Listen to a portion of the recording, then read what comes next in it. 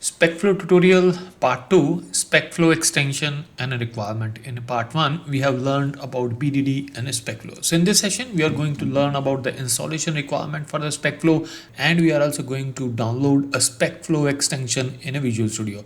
So let me start this session. So when we guys are talking about the utilization of the Specflow, before utilization, we need to understand the different requirement related to a Specflow.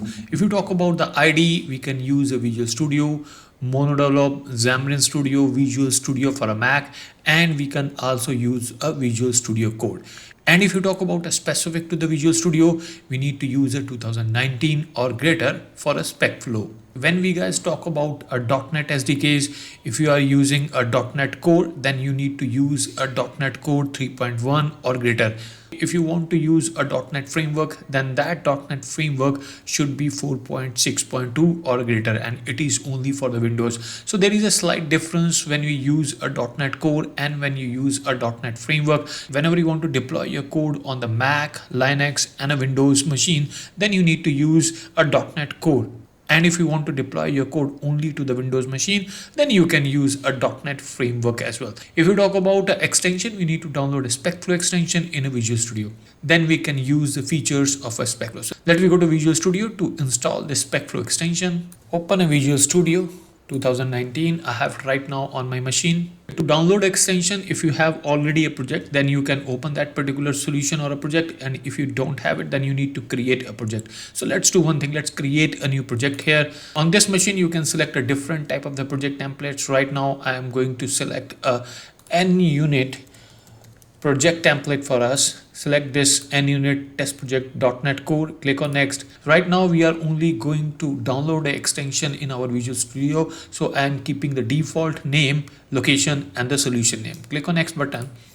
Here we can select the different target frameworks. Right now I am going to select a .NET framework 4.8.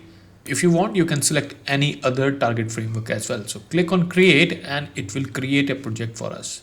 Project is ready with us. So when we guys are talking about extensions related to a Specflow, first we need to verify whether the extension is available in the Visual Studio or not. So let's do one thing. Let's right click on the project, say add new item, and we can see we don't have an extension here. If the extension is available in your Visual Studio, then we will be having a different options related to a Specflow here.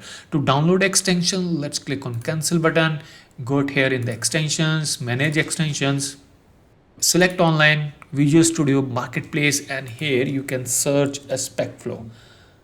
We can see the Specflow for a Visual Studio 2019 is available. We can see we have the Specflow for a Visual Studio 2019. If you are using a different Visual Studio, if you are using a 2022, then you will have a different option with a different label, Specflow for a Visual Studio 2022 or 2020.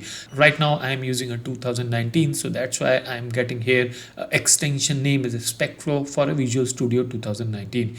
Click on download, and it is going to start the downloading extension in the Visual Studio. We are getting a message here, your changes will be scheduled, modification will begin when all Microsoft Visual Studio windows are closed. After downloading a Specflow in the Visual Studio, what we need to do is we need to close this Visual Studio to have that particular extension available in the Visual Studio. So let's do one thing, let's close this. And we can see installation is working. Now we are getting an installer window here. What we need to do is we need to click on this modify, and the installation of that particular Specflow started. It is making a slight changes in the Visual Studio related to that particular Specflow extension. Your modification has been successfully applied. Please close and restart all target application instances for the changes to take the effect. It means our modification related to a Specflow extension is available with the Visual Studio 2019. What we need to do is we need to close this and we need to restart this Visual Studio 2019. To see the changes related to a Specflow extension, what we need to do is we need to open a project for the Specflow.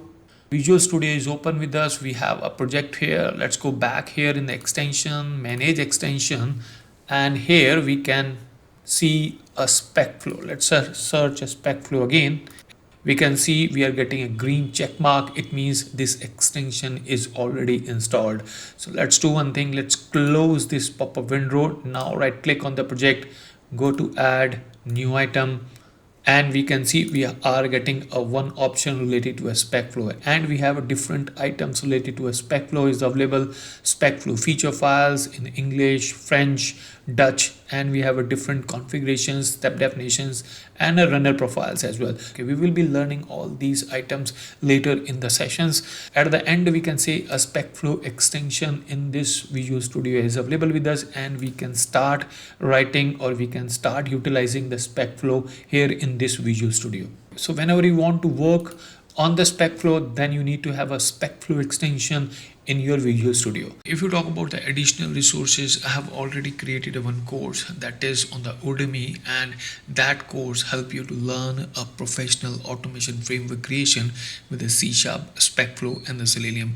So that course is going to help us to create an enterprise level automation framework with the different design patterns, builder design pattern, singleton design pattern, a strategy design pattern, and dependency injection design pattern. So this is the one of the most important design pattern where we guys are not creating the object with the help of the new operator. So this dependency injection design pattern helping us to create the object without utilizing a new operator.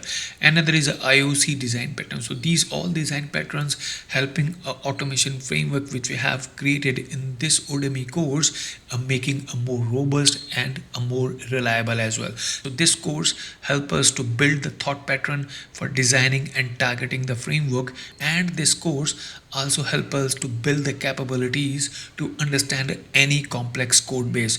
So after completing the course, you will able to create your own professional level automation framework. After completing this course, you will able to create your own professional level automation framework from the scratch, not with this language but with the other languages as well, because a framework development is not dependent on any of the language.